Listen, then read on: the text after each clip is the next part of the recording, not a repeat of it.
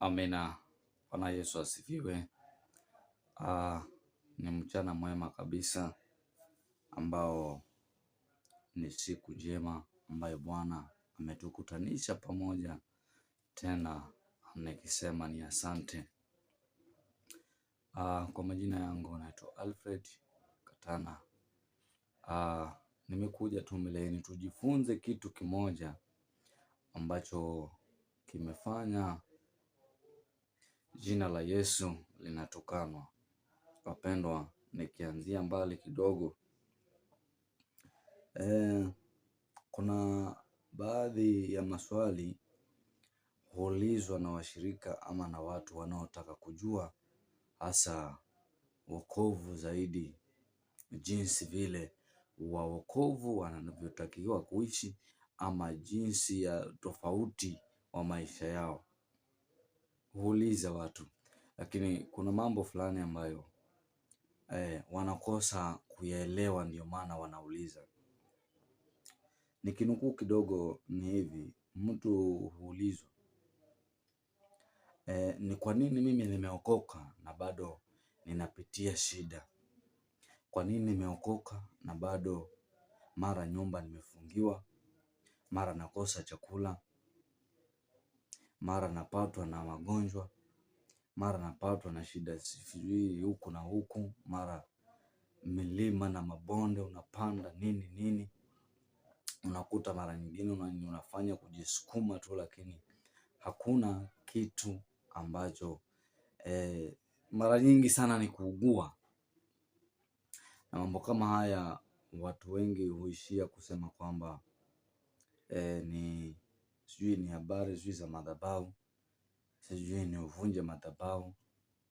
Na mwisho wa mambo kama haya ndio wakati mwingine pia kuna watu wanaibiwa kupitia maswali kama haya. Mtu tu anaanza kusema vunja madhabahu, leta 5,000 nikuondolee. Wapendwa, mimi wacheni niwaambie kitu kimoja. Kitu cha kwanza, sitasoma maandiko, nitasoma maandiko tu mawili tu peke yake, vitabu viwili. Ila wacha kwanza tuangalie tu, nizungumzie tu kama wewe mtumishi mwenzangu unaofahamu kidogo, umesoma Biblia na umejua historia ya Yesu, jinsi vile alivyopitia akiwa duniani. Ukianza tuna kitabu cha Mathayo 4, ukianzia 1 ukishuka, inakueleza jinsi vile Yesu Kristo alivyokuwa katika safari ya maombi. Ametoka mlimani siku 40. Shida hapo ndivyo ikaanzia. Akakutana na shetani, akamwambia, kama wewe kweli ni mwana wa Mungu, fanya hivi, geuza hili jiwe liwe mkate. Kampeleka mahali tena, anamwambia, ikiwa wewe ndiwe, basi jirushe hapa, hizi milki zote unazoziona nitazifanya kuwa zako. Haya yote ni majaribu tu yaliyokuwa ndani ya maisha ya Kristo. Lakini kuna kitu kinashangaza, Mkristo aliyeokoka inafika mahali anaona ugumu wa wokovu, akipitia mambo kama ambayo Yesu Kristo aliyapitia. Lakini tujifunze wapendwa. Nitasema ya kwamba Biblia yenyewe kuisoma inakuwa ni mpaka huo na ufahamu wa Kristo ambao amekupa. Hii ni siri ya Mungu, ni kitu ambacho mpaka au ukiwekeza ndani yako. Na zaidi ya hapo, mwalimu wako anayekufundisha basi ni awe ni mwalimu ambaye ni kweli ni mtu ameitwa hizo sehemu, atakufundisha jinsi vile safari ya wokovu ilivyo. Nataka nisome tu vitabu ambavyo nitakusomea hapa. Kitabu ni cha Isaya 14 nikianzia 1. Kuna maneno hapa ambayo Mungu anamwambia Yakobo, ambao Yakobo wa leo, wapendwa katika roho, ni mimi na wewe. Naomba haya maneno uyachukue sana, wachukulie maanani, Na hiyo safari ya Yesu uisome vizuri, uielewe na kuifanyia kazi. Kitabu ni Isaya, mlango wake ni wa 14, mstari wake ni wa 1. Anasema hivi: maana Bwana atamhurumia Yakobo, atamchagua Israeli tena, naye atawaweka katika nchi yao wenyewe, na mgeni atajiunga nao, nao wataambatana na nyumba ya Yakobo. Haya ni maneno ya Mungu akieleza juu ya Yakobo na Israeli. Huyu ni Yakobo, na Israeli pia inakuja ni kwamba ni mtu wa Mungu. Kwa hiyo haya maneno leo yanakuja kwako, yanaongea na wewe. Nikisoma mstari wa 2 nasema, na hao mataifa watawatwaa na kuwaleta mpaka mahali pao. Mataifa ni kina nani? Ni watu ambao hawajaokoka. Maandiko yanasema watawatwaa na kuwaleta mpaka mahali pao wenyewe, na nyumba ya Israeli watawamiliki na kuwafanya watumishi na wajakazi katika nchi ya Bwana. Nao watawachukua hali ya kufungwa watu wale waliowafungwa wao, nao watawamiliki watu wale waliowaonea. Watawamiliki watu wale waliowaonea. Nyinyi Israeli, wewe mtu wa Mungu,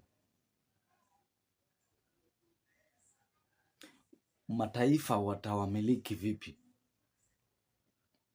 Hapa kuwamiliki kwao ni kwamba watawatesa, watawatumikisha. Ani maneno ya Mungu yanazungumza. Sasa ikiwa pumzi ya Mungu yenyewe inasema hivi, je, sisi ambao ndio sasa tumeokoka, je, inawezekanaje tusipatikane katika mikono ya mataifa na kutumikishwa ama kuweza kuwa miliki kwa mataifa? Na hii yote usijiulize maswali ukasema ni kwa nini. Ni Mungu mwenyewe ametaka iwe hivyo. Na kwa sababu gani? Mungu anajitwalia utukufu wake kwa namna nyingi, kwa mbinu nyingi sana tofauti. Mstari wa 3 nasema hivi: tena itakuwa katika siku ile ambayo Bwana atakupa raha baada ya huzuni yako. Atakupa raha baada ya huzuni yako. Mpendwa, kupita katika hali ya majaribu, kupita katika hali ya shida, pia wakati mwingine inakuwa ni maisha mazuri sana ndani ya maisha ya mwanadamu. Ugumu wa maisha pia ni kitu kizuri sana. Kupitia katika shida pia ni maisha ukiwa hapa duniani. Kwa hiyo ni kitu ambacho kwa Mungu, wewe kama Mwisraeli, wewe kama Yakobo wa leo, ni mambo ambayo utayapitia tu. Kwa hiyo wacha usilalamike wala ifike mahali uibiwe. Jua ni kwamba Mungu ndiye atakaye kutetea na kukutoa na kujipa utukufu kwenye hiyo hali yako ambayo unapitia. Unapitia kuhusu kazi, unapitia kuhusu magonjwa, unapitia kuhusu nini, unaona mambo hayendi, baki pale pale. Kristo atakubeba jinsi ulivyo, kwa wewe kuwa ndani yake na kuwa mwaminifu katika hali yote unayopitia. Usiibiwe, usijiulize maswali eti ni kwa nini napitia. Hapana, ni Bwana ametaka iwe hivyo.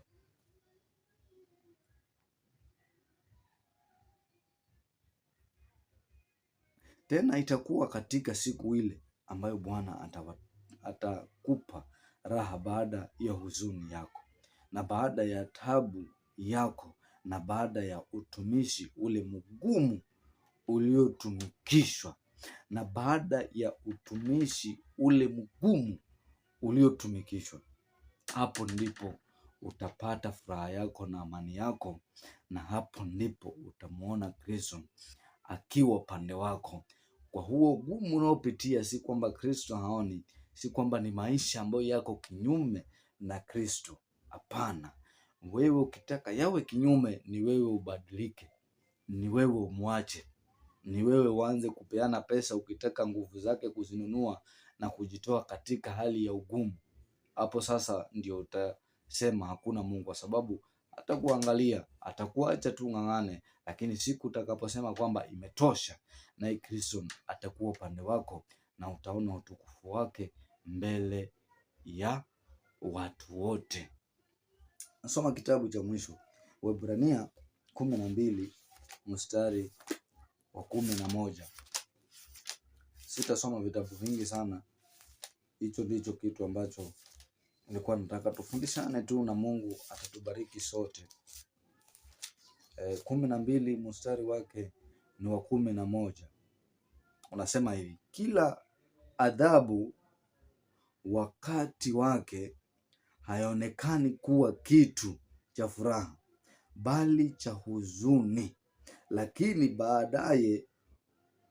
baadaye huwaletea wao waliozoezwa nayo matunda ya haki yenye amani.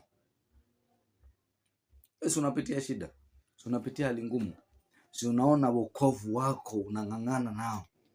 Hapana, we baki, usitoke katika imani, baki pale pale, wala isifike mahali ukaanza kununua, ukaanza kudanganywa eti sijui naambiwa sijui vunja madhabahu sijui ni nini. Wapendwa, tusibiwe, bali tushikamane na Kristo katika hali zote, katika ugumu, katika raha. Kristo ndiye atakaye kupigania. Wapendwa, barikiweni sana kwa jina la Yesu. Mungu awabariki. Amena, amena.